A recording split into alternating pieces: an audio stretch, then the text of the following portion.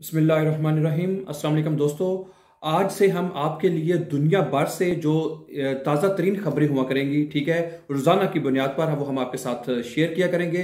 और उनकी जो इम्पोर्टेंट खबरें, जो अहम खबरें होंगी, उसकी जो मुख्तसर तफसील है वो भी आपके साथ शेयर की जाएगी। इसमें हम आपके पास जो सबसे पहले जो ताज़ा तरीन जो लेटेस्ट खबरें होंगी वो शेयर करेंगे, फिर दुनिया भर से, फिर खेल के बारे में, एंटरटेनमेंट के बारे में, कारोबार या शोबिस के हवाले से जो न्यूज़ होंगी, कोरोना वायरस के हवाले से जो लेटेस्ट न्यूज़, डेली की न्यूज़ होंगी, वो आप हम इस चैनल के ऊपर आपके साथ शेयर करेंगे। ठीक है, तो आज की जो पहली खबर है वो उसमें मुराद सईद के हवाले से है। मुराद सईद कहते हैं का रेहाम खान की जो किताब जो उन्होंने लिखी थी उसके खिलाफ लंदन में दावा दायर करने का जो फैसला जो है वो मुराद सईद ने किया है। ठीक है, इसके मुताबिक मजीद तफसील अगर हम आपको इसकी बताएं तो वज़ीर-ए-आज़म इमरान खान की ज़ेर सदारत तर्जुमानों के इजलास की अंदरूनी कहानी सामने आ गई।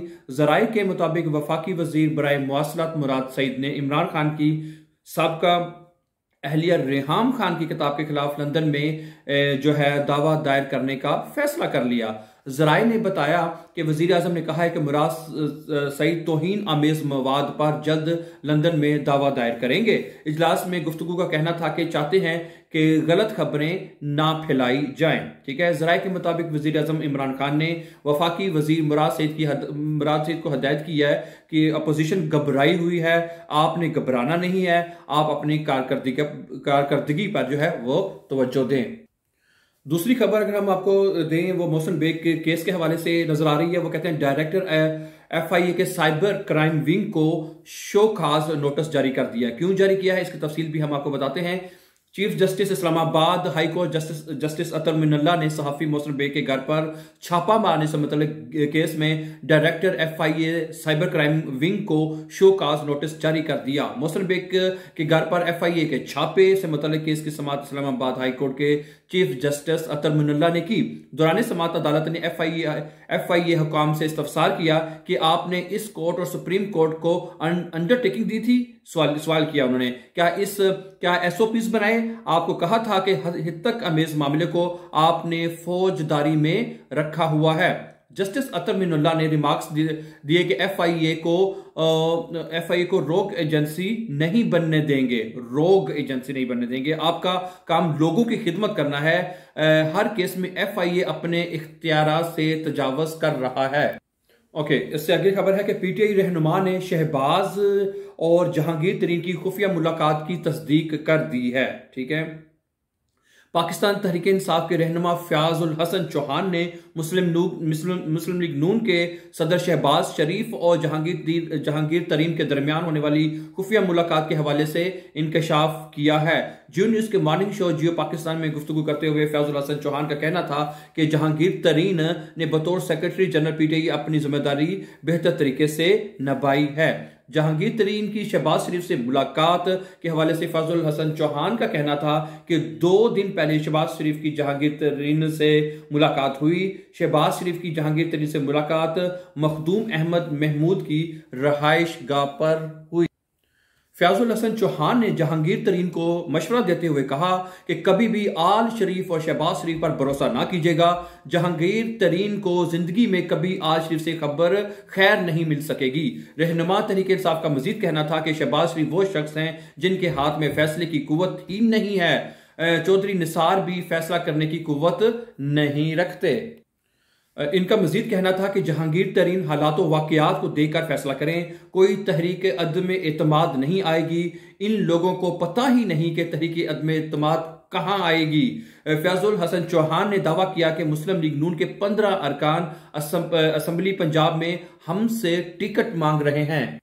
अगली खबर है दोस्तों कि मुस्लिम लीग नून दाव खेलने को तैयार है, आगे क्या होगा। ठीक है, इस हवाले से मजीद आपको खबर हम देते हैं कि वो ये कहते हैं कि इस वक्त चूंकि आपको पता है कि इमरान खान के खिलाफ जो है, हुकूमत के खिलाफ जो है, अदम-ए-इत्माद जो है अपोजिशन की तरफ से लाने की तैयारी की जा रही है। तो जिस वक्त अपोजिशन जमातें वज़ीर आज़म इमरान खान के खिलाफ तहरीक अदम-ए-इत्माद लाने के मनसूबे पर काम कर रही हैं, इस वक्त नून लीग ने दावा किया है कि वज़ीर आज़म मुल्क के अहम इदारों को सियासत ज़दा बना रहे हैं। ऐसी नोयत का बयान अपोजिशन की कोशिशों को तकवीत दे सकता है, लेकिन अंदाजा गलत साबित होने या इस मामले में शामिल दीगर जमातों का साथ ना मिलने की सूरत में नून लीग को नुकसान पहुंच सकता है। ठीक है, और इसके बाद मजीद कहते हैं गुज़श्ता हफ्ते के हालात वाक़यात बहुत ही अहम थे और कई लोग इस वक्त हैरान परेशान नजर आए जब आर्मी चीफ जनरल कमर बाजवा ने सदर मुमलिकत और साथ ही वज़ीर आज़म के साथ मुलाकात की। अंग्रेजी रोजनामा डॉन में लिखा था कि अगरचे आर्मी चीफ की वज़ीर आज़म के साथ मुलाकात अफगानिस्तान के हवाले से मुनक़दा सेशन के तनाज़ुर में हुई थी, लेकिन ऐसा बामुश्किल ही कभी हुआ है कि आर्मी चीफ ने सदर मुमलिकत और वज़ीर आज़म से एक ही दिन मुलाकात की हो। वज़ीर आज़म ऑफिस की जानब से इमरान खान और आर्मी चीफ के दरमियान होने वाली मुलाकात के हवाले से जारी करदा बयान इंतहाई मुख्तसर होने ने भी सियासी मुबस्सिरीन के तजस्सुस में इजाफा कर दिया कि आखिर दोनों के दरमियान क्या बहसो मुबाहसा हुआ। अगले दिन डॉन न्यूज़ के साथ इंटरव्यू में सदर मुमलिकत ने इंकशाफ किया कि गुज़श्ता पीर को उन्होंने वज़ीर आज़म के साथ मुलाकात की थी, जिसके मतलब अखबार का दावा था कि सदर और वज़ीर आज़म के दरमियान मुलाकात के हवाले से कोई प्रेस रिलीज जारी नहीं की गई। इससे इस बात की को तकवीत मिलती है कि कोई अहम मामला ही ज़ेर बहस आया होगा, क्योंकि सदर मुमलिकत और वज़ीर आज़म के जो सेक्रेटरीज हैं की जानब से कोई प्रेस रिलीज जारी नहीं की गई। हालांकि ऐसी मुलाकातों के बाद प्रेस रिलीज जारी होना मियारी अमल होता है। 15 फरवरी को इस नुमाइंदे ने दी न्यूज़ में खबर दी थी कि वज़ीर आज़म इमरान खान के खिलाफ तहरीके अदम-ए-इत्माद लाने के मामले में अपोजिशन पुरजोश है, क्योंकि रहनुमाओं को उम्मीद है कि हालात इनके मंसूबे के मुताबिक सामने आएंगे। सूरत हाल को खुफिया रखा जा रहा है और सिर्फ चंद लोग ही इसके बारे में जानते हैं। उम्मीद जाहिर की गई थी कि हुक्मरान जमात से 20 से 30 अरकान पार्लियामेंट अपोजिशन का साथ देंगे, जबकि हुकूमत इत्तेहादियों बशमूल काफ लीग और एमक्यूएम के साथ राब्ते बी प्लान का हिस्सा हैं। दी न्यूज़ में इस खबर में यह भी बताया गया था कि पुरउम्मीद रहनुमा काफ लीग और एमक्यूएम के रहनुमाओं के साथ होने वाली मुलाकातों से नाउम्मीद और मायूस नहीं हैं। उन्हें उम्मीद है कि पीटीआई के इत्तेहादी अपोजिशन का साथ देंगे और वज़ीर आज़म के खिलाफ महीने के आखिर में अदम-ए-इत्माद की तहरीक है वो पेश की जाएगी। और आज की अगली खबर यह है कि आपको पता है कि जो पानामा के बाद जो मालियाती स्कैंडल आजकल आया हुआ है, उसके ऊपर बहुत सारे जो आलमी रहनुमाओं के नाम आए हैं, उनके और उनके बच्चों के भी खुफिया अकाउंट्स के होने के नाम जो है वो सामने आ गए हैं। पानामा के बाद दुनिया में एक और बड़ा मालियाती स्कैंडल मंजर आम पर आ गया। गुज़िश्ता शब स्विस जो सीक्रेट्स के नाम से 18,000 बैंक अकाउंट्स का रिकॉर्ड लीक किया गया, जिसमें दुनिया भर के बदनवान सियासतदान हो गए और लोग जो उसमें शामिल हैं उनके बैंक अकाउंट्स की तफसीलात उसमें शामिल हैं। स्विस सीक्रेट्स के मुताबिक साबिक मिस्री अमर हसनी जो थे हसनी मुबारक के बेटों जमाल और अला मुबारक के खुफिया अकाउंट्स का भी इसमें इंकशाफ हुआ है। हसनी मुबारक दौर के बदनाम जमाना इंटेलिजेंस चीफ सलमान और अहले खाना के भी खुफिया अकाउंट्स के नाम निकल आए हैं। इसके अलावा जिम्बाब्वे के साबिक सदर जो है रॉबर्ट मुगाबे के करीबी साथी और उनकी जमात की मुबैना फंडिंग करने वाले बिजनेस में भी फहरिस्त में शामिल हैं। इसी तरह अगर और बात करें तो आज़रबाईजान के जो हैं उनके बेटे जो है आमर वासफ तालबोफ के बेटों के भी स्विस अकाउंट्स का इंकशाफ हुआ है, जबकि काज़ाकिस्तान के सदर कासम जो है उनके $10 लाख के जो है ऑफशोर अकाउंट्स के नाम सामने आए हैं। उर्दन के शाह अब्दुल्ला दोम, इराक के साबिक नायब वज़ीर आज़म जो हैं, आर्मीनिया के साबिक सदर जो हैं और इस तरह बहुत सारे लोगों के जो अकाउंट हैं उनके नाम जो इसमें मालियाती स्कैंडल में सामने आ रहे हैं। एक आजकल ये खबर चल रही है कि 3 भाइयों ने बूढ़ी माँ को पड़ोसियों के रहमो करम पर देख कर इसी वक्त बीवियों को तलाक दे दी। ठीक है, तो उन्होंने कहा भी तुसी इतने बीवियां साड़ी मां का ख्याल नहीं रखता थे, तानू घर रखने का फायदा की है। ठीक है, उन्होंने जनाब अली उसको तीनों बीवियों ने तीनों भाइयों ने मौके पर तलाक दे दी। ठीक है, ये वाकया कहाँ पे आया है इसकी थोड़ी सी तफसील जो है वो आपको बताते हैं कि शुमाली अफ्रीकी मुल्क अलजायर में बूढ़ी माँ को बुरी हालत में देखकर, यानी कि वो उसकी जो एक कह लें कि टेरिबल जो हालत थी, एक बहुत ही बेचारगी की हालत को देखकर तीनों भाइयों ने उसी वक्त अपनी बीवियों को तलाक दे दी। इसकी मजीद तफसील इस तरह है कि गैर मुल्की खबर रसा इदारे के मुताबिक शोहर अपनी बीवियों को माँ की देखभाल करने की हदायत जारी करके मुलाजमत पर गए थे, लेकिन शाम को जब तीनों भाई घर लौटे तो माँ को पड़ोसियों के रहम करम पर पाया। ठीक है, तो फिर क्या किया जी, पड़ोसी ज़ईफ माँ को नहला रहे थे, जिसे देखकर बेटों का पारा हाई हो गया। घर पहुंचने पर मालूम हुआ कि तीनों खवातीन अपने कमरों में आराम फरमा रही हैं, जिस पर बेटों ने माँ का ध्यान ना रखने पर इस्तफसार किया, पूछा कि भाई क्या बात है। बात तकरार तक आन पहुंची और फिर बेटों ने अपनी बीवियों और माँ के बेटों जो थे उन्होंने अपनी बीवियों को तलाक दे दी। पुलिस के मुताबिक लड़कों की मां का ख्याल इनकी शादीशुदा बहन रखती थी और वो काफी देर तक अपनी मां के साथ घर पर रुकती थी। ताहम पिछले कुछ दिनों से बेटी नहीं आ रही थी क्योंकि इसके शोहर में कैंसर की तशखीस हुई थी।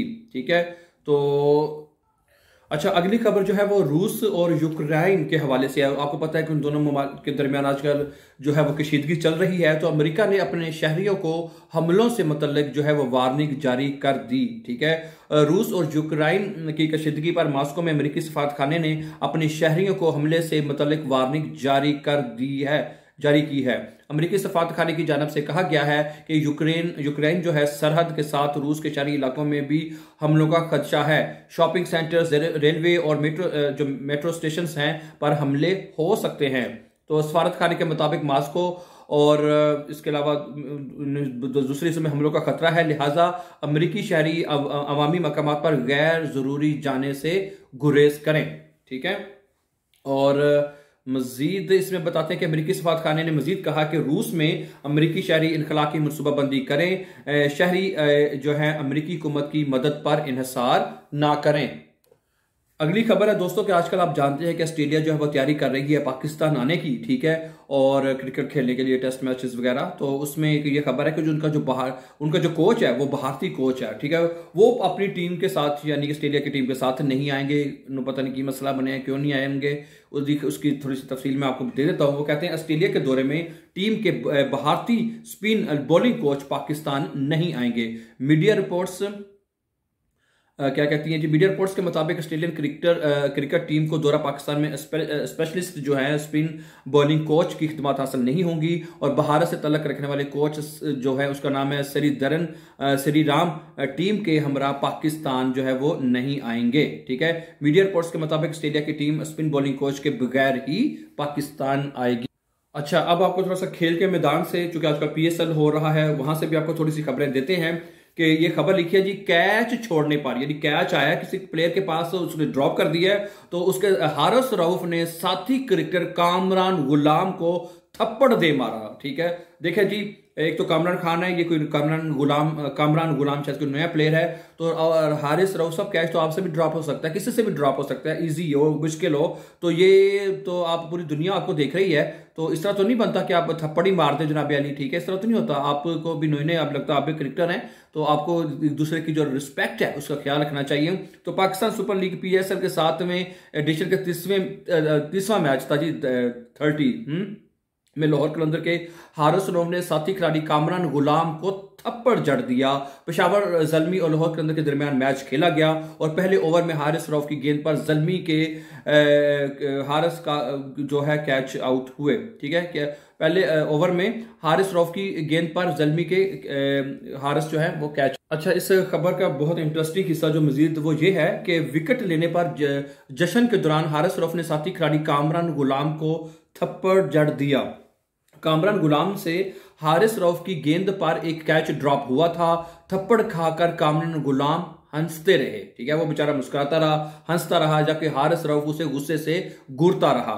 हारिस रऊफ की जानब से साथी खिलाड़ी को थप्पड़ मारने का मंजर टीवी कैमरों ने फिल्म बंद किया। जैसे मैंने अभी कहा कि पूरी दुनिया आपको देख रही होती है, तो भाई ये लड़ाई झगड़े नॉर्मली तो नहीं करने चाहिए। ठीक है, एक दूसरे की रिस्पेक्ट का ख्याल रखना चाहिए। पूरी दुनिया आपको देख रही होती है और आप जनाब इसको थप्पड़ मार रहे हैं। तो हारिस रऊफ की जानब से साथी खिलाड़ी को थप्पड़ मारने का मंजर टीवी कैमरे ने फिल्म बंद कर दी, जबकि PSL के ऑफिशियल अकाउंट से भी वीडियो जारी की गई है। जारी करा, रिकॉर्ड हो गया तो पूरी दुनिया ने देखना है उनसे। ठीक है, कुछ ही देर में हारिस रऊफ का गुस्सा कफूर खत्म इधर गुस्सा तो वक्ती होता है ना, गुस्सा वैसे भी बड़ा खतरनाक होता है, गलत होता है, उसमें थोड़ा कंट्रोल कर लिया जाए फिर बदन नॉर्मल हो जाता है। और कामरान गुलाम ने वहाब रियाज को रन आउट किया तो हारिस रऊफ ने गले लगा लिया। चले जी, मामला रफा दफा हो गया आखिर में जाके, अच्छी बात है, ठीक है, प्यार मोहब्बत से ही खेलना चाहिए। पीएसएल के हवाले से एक और खबर है कि राशिद खान, चूंकि अब पीएसएल खत्म हो रहा है और कुछ टीमें जो बाहर हो चुकी हैं वो प्लेयर्स अब चुके वापसी जाने की तैयारी कर रहे हैं, ठीक है। इसी तरह राशिद खान की वापसी पर मद्दाह उदास हो गए और किसी ने वो चार्ट के ऊपर लिखा है भी तुसी ना जाओ, ठीक है, तुसी ना जाओ, तो भाई उन्होंने वापस ही जाना और घर ने कराची जाना होता है, की ख्याल है। तो पाकिस्तान सुपर लीग 7 में लाहौर कलंदर की नुमाइंदगी करने वाले अफगान क्रिकेटर राशिद खान ने इस्लामाबाद के खिलाफ अपना आखिरी मैच खेल कर लीग को खैराबाद कह दिया, जिसके बाद इनके मद्दाह जो है वो उदास हैं। इस मौके पर जहां टीम के खिलाड़ियों की जानब से राशिद खान के लिए नेक ख्वाहिशात का इजहार किया गया, वहीं कजाफी स्टेडियम में मौजूद खातून की जो बड़ी सी मदाह थी, फैन थी बहुत बड़ी राशिद खान के लिए, एक बैनर्स उठाए उसमें नजर आती है और उसने बैनर्स में लिखा हुआ है, उसकी तस्वीर राशिद खान की बनी हुई है। कहती है खातून के हाथ में एक पोस्टर है जिस पर राशिद खान की तस्वीर शाया है, जबकि पोस्टर पर बॉलीवुड की मशहूर फिल्म कुछ कुछ होता है का मशहूर डायलॉग तुसी जा रहे हो तुसी ना जाओ दर्ज था, ठीक है। तो बैनर पकड़ी खातून की तस्वीर सोशल मीडिया पर वायरल भी हो गई है, जिसके बाद खातून ने अपने ट्वीट में लिखा कि ये कहते हुए फख्र है कि मैच में मेरा पोस्टर बहुत मकबूल हुआ, ठीक है। तो खातून मदा की मोहब्बत का जवाब राशिद खान की जानब से भी दिया गया, जिसमें अफगान खिलाड़ी ने लिखा कि मोहब्बत और तावन के लिए आपका बहुत शुक्रिया, इंशाल्लाह मैं जल्द वापस आऊंगा, ठीक है। वाज़ेह रहे कि राशिद खान अफगानिस्तान बांग्लादेश की एक रोजा मैच की सीरीज के लिए रवाना हुए हैं, जो कि 23 फरवरी से शुरू हो रही है। पीएसएल से एक और खबर है बाबर आजम की तरफ से कि वो कहते हैं कि जारी बात है वो कराची किंग के कैप्टन थे इस दफा और उनकी टीम ने इतनी की बहुत ही बुरी कारकर्दगी का मुजाहरा किया है। तो इस मायूस कुन कारकर्दगी पर बाबर आजम ने एक पैगाम दिया है, वो मैं आपके साथ जनाब शेयर करना चाहता हूँ। बाबर आजम का पैगाम यह कि पाकिस्तान सुपर लीग सीजन 7 में शामिल टीम कराची किंग्स का टूर्नामेंट में सफर जो मुसलसल शिकस्तों के बायस प्ले ऑफ मरहले से कबल ही इख्तिताम पजीर हो चुका है। HBL PSL के प्ले ऑफ मरहले के लिए मुल्तान सुल्तान, लाहौर कलंदर, पेशावर ज़ल्मी और इस्लामाबाद यूनाइटेड की टीमें क्वालिफाई कर चुकी हैं, जबकि कोयटा ग्लैडिएटर्स और कराची किंग्स प्ले ऑफ जो दौड़ से बाहर हो चुकी हैं। तो इंस्टाग्राम पर इन्होंने एक पैगाम सामने आया है जिसमें उन्होंने अपनी टीम के खिलाड़ियों के हमरा तस्वीर शेयर करते हुए एक पोस्ट तहरीर की है। बाबर ने पोस्ट में लिखा कि हम इख्तिताम को नहीं रोक सकते, PSL सीजन 7 के पूरे तजर्बे में सीखने और मुस्तकबिल में बेहतरीन करने के लिए बहुत कुछ मिला है, बहुत कुछ सीखा है। कराची किंग्स के कप्तान ने मद्दाहों को यकीन दिलाते हुए लिखा कि हम इंशाल्लाह मजबूत बनकर वापस पलटेंगे। बाबर आजम ने अपनी पोस्ट में तावन करने वाले मद्दाहों का भी शुक्रिया अदा किया। तो ये एक उनका पैगाम था अपने फैंस के लिए। ये आज की आखिरी खबर है दोस्तों। पीसीबी को धोखा देने वाले जेम्स फाल्कन्स आदि मुजरम निकले। जेम्स फाल्कन्स भी चूंकि PSL का प्लेयर्स का में इसमें खेल रहे थे, उन्होंने कहा कि जी मुझे सही मुआवजा नहीं दिया गया, मेरे साथ धोखा किया गया। तो अब उनके बारे में भी ये खबरें सामने आ रही हैं कि वो उनके बारे में कहा जाता है कि पाकिस्तान क्रिकेट बोर्ड को धोखा देने और इजाफी पैसे मांगने वाले ऑस्ट्रेलियाई क्रिकेटर जेम्स फाल्कन्स आदि मुजरम निकले। किस बात के मुजरम है जी? तफसीलात के मुताबिक इससे कबल भी फाल्कन्स मुख्तलिफ स्कैंडल्स की जद में आ चुके हैं, जिसकी वजह से इन्हें सख्त तनकीद, जुर्माने और पाबंदियों का सामना करना पड़ रहा है, ठीक है। और माजी में जेम्स फाल्कन्स के स्कैंडल्स की जद में रहे। तो जेम्स फाल्कन्स ने वेस्टइंडीज की टीम के लिए नफरत अंगेज बयान देते हुए अपनी नापसंदीदा टीम करार दिया था, जिसके बाद इन्हें सख्त तनकीद का सामना करना पड़ा, ठीक है दोस्तों। इसके अलावा इंग्लैंड में काउंटी क्रिकेट के दौरान शराब पीकर ड्राइविंग करने पर फाल्कन्स को 10,000 पाउंड का जुर्माना भी हुआ। वो गुज़श्ता बरस बिग बैश लीग में अपनी टीम होबार्ट से कम मुआवजा मिलने का भी रोते रहे और अपनी ही टीम को बुरा भला कहा उन्होंने। जेम्स फाल्कन्स का मामला क्या है, इसके बारे में भी अगर थोड़ा सा आपको जाते जाते बताते जाएं तो PSL में कोयटा ग्लैडिएटर्स की नुमाइंदगी करने वाले जेम्स फाल्कन्स ने PCB पर इल्जाम आयद किया कि उन्होंने मुआहदे के मुताबिक मैच फीस अदा नहीं की, लेकिन PCB और कोयटा टीम की मैनेजमेंट ने क्रिकेटर्स के तमाम तर इल्जामात को मुस्तरद कर दिया है कि यह बिल्कुल झूठ है, इसमें कोई सच्चाई नहीं है, ठीक है। और बाद जेम्स ने अपने स्टिलवी एजेंट को भी ये कहा फारग कर दिया कि तुमने पीसीबी से मेरा मुआहदा कम पैसों पर कराया था। ठीक है दोस्तों, करवाया था यानी कि।